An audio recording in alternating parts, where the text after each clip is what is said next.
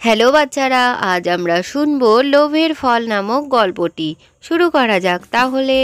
জঙ্গলের একটি বড় গাছে বাসা বানিয়ে কালু কাক আর গড়ি একসাথে বসবাস করত।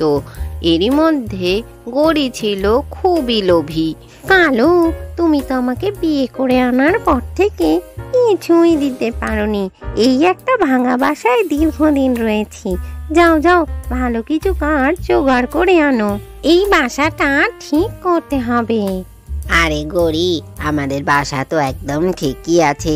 এখন আমি কোথায় কাঠ খুঁজতে যাব এই জঙ্গলে? ওসব আমি কিছু জানি না। তুমি জঙ্গল থেকে একদম শুকনো কাঠ খুঁজে নিয়ে আসো। এক্ষুনি যাও বলছি। কালু জঙ্গলে কাঠ খোঁজার জন্য বেরিয়ে পড়ে। কিছু দূরে ওড়ার পর সে একটি গাছ দেখতে পায়, যার কোনোই শাখা প্রশাখা ছিল না। গাছটা ছিল একেবারেই শুকনো। আরে, এই তো গাছ পাওয়া গেছে। এটাকেই কেটে নিয়ে যাই বাড়িতে। আরে কাক, তুমি আমার কাঠ কেটে নিয়ে গিয়ে কি করবে? আমি হলাম এক জাদুর গাছ। আমি তোমাকে একটা আম দিচ্ছি। এই আম নিয়ে গিয়ে তুমি একে যা বলবে এ তাই শুনবে। এরপর জাদুর আম গাছ থেকে একটা আলো ঠিকরে বেরোয়, আর ওপর থেকে একটা আম মাটিতে এসে পড়ে। এই আম তুমি নিয়ে যাও কাক, এতেই তোমার সব কাজ হবে।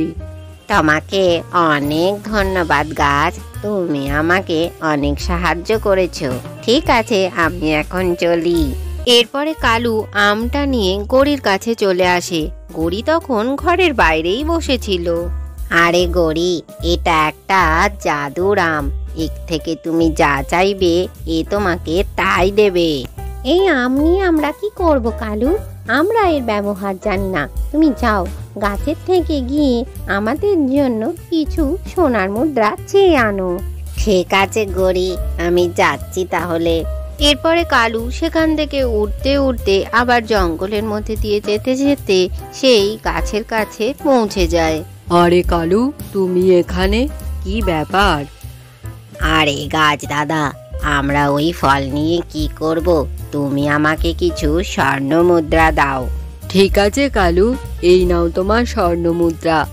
এরপর গাছের মাথাটা আবার চকমক করে ওঠে, আর কালু সতে সতেই কিছু স্বর্ণ মুদ্রা পেয়ে যায়, আর সেটা নিয়ে সে গড়ির কাছে চলে যায়। কালুকে স্বর্ণ মুদ্রা আনতে দেখে গড়ি তো খুবই খুশি হয়ে যায়। না কালু, আমার চাওয়াটা ভুল হয়ে গেছে। টাকা পয়সা মুদ্রা তো ঠিক আছে, কিন্তু আমাদের একটা ঘরের খুব প্রয়োজন।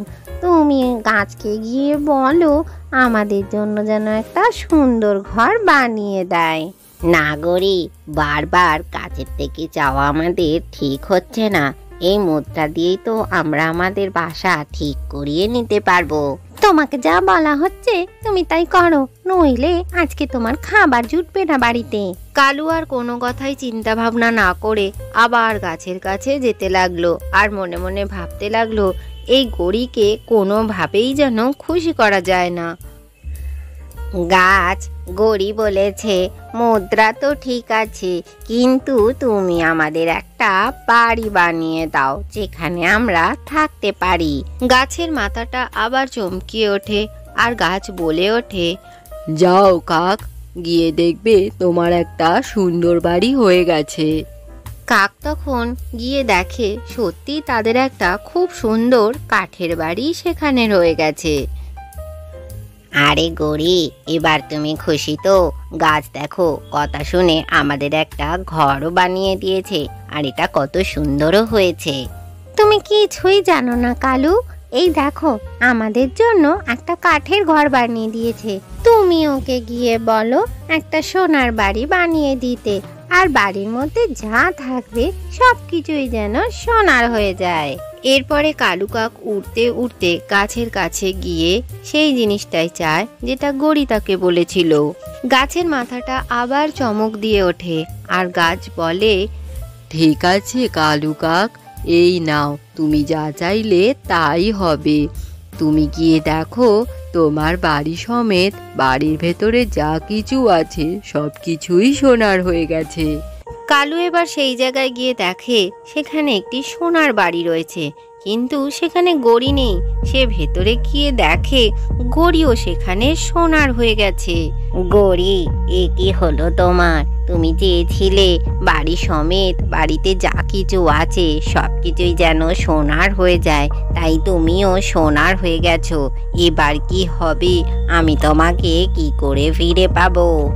গড়ি তখন সোনার মূর্তির ভেতর থেকে বলে ওঠে, কালু, যাও তুমি গাছের কাছে আর তার থেকে ক্ষমা চেয়ে নাও আর বলো আমাদের যেন সে আগের অবস্থাতেই ফিরিয়ে দেয়। আমাদের ভুল হয়ে গেছে। গাছ দাদা, তুমি আমার গড়িকে আগের মতো করে দাও আর আমাদের সমস্ত কিছুই আগের মতো করে দাও। আমরা যা করেছি ভুল করেছি, আমাদের ক্ষমা করে দাও। ঠিক আছে কালু, তুমি ফিরে যাও। সেখানে গেলে তুমি সব আগের মতোই দেখতে পাবে।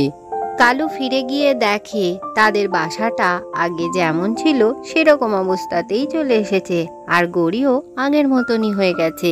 এই দেখে কালু আর গড়ি দুজনেই খুশি হয়ে যায়। আজকের গল্পটি থেকে কি শিখলে বাচ্চারা? কখনোই অতি লোভ করতে নেই।